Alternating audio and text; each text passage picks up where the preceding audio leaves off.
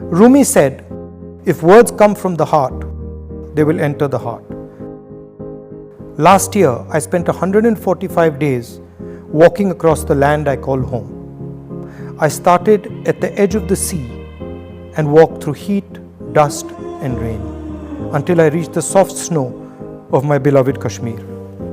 I wanted to know precisely what it was that I loved. Was it this land?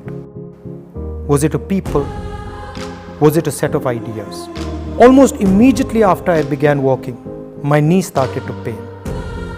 Like a hungry wolf, it would follow me everywhere I went, waiting for me to stop. And then I started to notice something. Every time I would think about stopping, every time I considered giving up, someone would come and gift me the energy to continue. Once it was a lovely little girl with a beautiful letter. Another time an old lady. Then a man who suddenly ran up to me and hugged me. It was as if a silent energy kept helping me. There was always a din in the space where we were, with loud slogans, clicking cameras, and people pushing and shoving.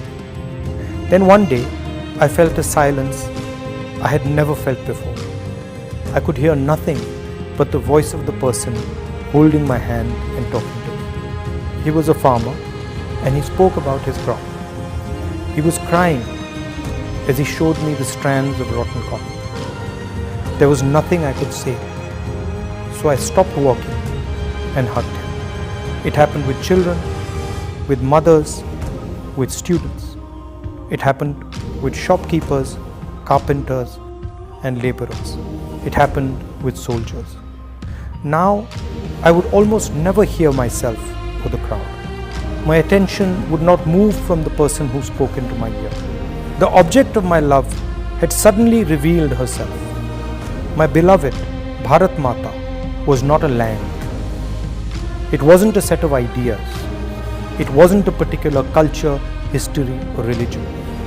It was the voice of every single Indian, no matter how weak or strong.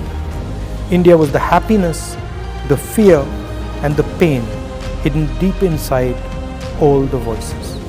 To hear India, my own voice, my desires, my ambitions had to fall silent. India would speak to one of her own, but only if one was humble and completely silent.